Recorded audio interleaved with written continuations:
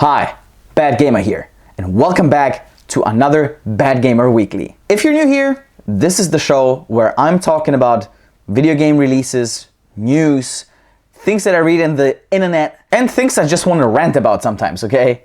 This week's gaming news, kinda slow. So I figured it's time again where I can talk about something that's been sitting on me for a while. See, video games were always my escape. They still are.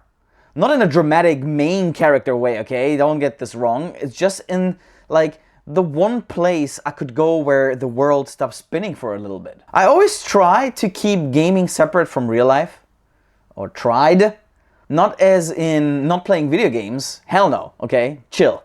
But as in keeping the magic intact. You know, like this magic where you sit on your couch or on your PC, wherever you're at, and you boost up the game and just like, you're in your zone, dude. Games were my break, okay? My break from the world. Not about the world. But lately, that magic has been harder to hold on to, actually. We're hearing a lot these days about how gaming is getting more expensive, obviously, okay? I talked about this here on the channel too. And it's not just a money thing. It's not money-wise, okay? AAA games are costing more, sure, but they're delivering less too. The best games I've played this year, okay, not from your usual suspects. It's not Rockstar, not yet, okay? It's not Naughty Dog, who knows what's going on there. Kingdom Come Deliverance 2, for example, it feels like a AAA, sure. But it's not backed up by the big dogs, okay? And yeah, I know people say Game Pass is a steal. And I mean, yeah, actually, you're kind of right with that. Because this month alone, we got Doom the Dark Ages, Expedition 33, and the Oblivion remaster for like, what is it, 20 bucks? That's a wild value, actually. Sure, you don't own them. That's a big problem. And for someone like me who actually collects physical copies, I don't have that many here. Most of my physical copies are back in my home country. Nonetheless, I want to have them, okay? I want to own them. But I feel like there's not that many people that really care about owning the game if the vibes are right and the game slaps, you know. But this is where things get a little bit messy. When we start talking about pricing, value, and microtransactions, okay, gaming starts slowly to feel like the news. You remember being a kid, walking into the living room, and your parents are watching the most boring news broadcast, and you're just like, oh my god, like, bro, put on some cartoons. Like, why are we doing this, right?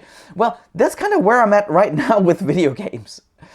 Game releases don't just come with trailers and hype anymore, okay? They come with disclaimers. First, does it have microtransactions, okay? 2, is it $100? 3, does the collector's edition come with, I don't know, the physical copy, okay? Does the physical copy even have the game on? It's exhausting. Instead of games mocking real life like old school Simpsons episodes, they're becoming part of the whole daily anxiety feed, you know what I'm saying? And honestly, I don't have a solution. I don't, you know, and I think that's also kind of the point I'm trying to make here. If you're an adult gamer trying to budget your life and your backlog, welcome to the club, okay? Gaming is slowly becoming a hobby for the financially privileged, and if you think consumer pressure alone can reverse that, I got bad news for you, buddy. The gaming industry doesn't care. The gaming industry's biggest enemy isn't bad reviews or low sales. That's their least problem. It's TikTok, it's YouTube, okay? Thanks for watching, by the way. Leave a sub and like the video. And, you know, because there will always be people willing to pay the extra 30 bucks just not to feel left out. You know what I'm saying? Look at the Switch 2. I made a video about this. Switch 2, okay, that's up. People were furious about pricing. I was furious here in Japan. Videos everywhere. Nintendo's greedy now, this. Or me even talking about the 20,000 yen paywall for languages, you know. That and this, but guess what?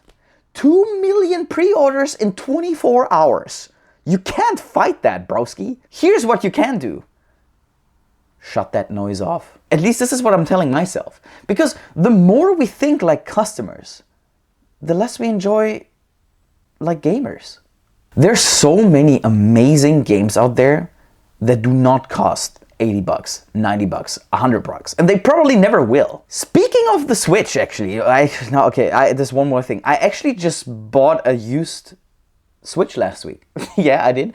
I was too late to jump onto the previous train with the Switch. And then I thought I might as well wait to get the Switch 2 because it was way too late in. I got an Xbox in between, blah, blah, blah. And now I've got an entire generation's worth of magic, okay, to catch up on, because I'm definitely not getting a Switch 2. No FOMO, no anxiety, just vibes right now. If you're watching this right now and you stuck around to the end of this video, to this part right here, I just want to say this. I made this channel to cherish games. Sure, sometimes we rant. We have to. I mean, shout out to Ubisoft and Nintendo tax for this. Thanks for the content, guys. But the bad gamer exists for people who genuinely love gaming. No crazy edits, as you can see, you know, no forced hype, just the real raw YouTube experience. Camera on, let's get it. We check out a game, we play it, we talk about it, that's it. That's the magic. The bad gamer is here to give gamers a voice. In the bad days, yeah, but especially in the good ones. You know, when I boot up a game and I want to play it, sure, it comes with some things that I often cover in my news as well. But at the end of the day, my dude, I just want to sit on my couch and just like turn everything off and play it. And hopefully it's good, so I can share this experience with whoever's watching. Because gaming has actually never been better if you look at it. But it's also never been more complicated. So, yeah, keep playing, stay sharp, and protect your joy. See you next week, gamers. Bad Gamer out.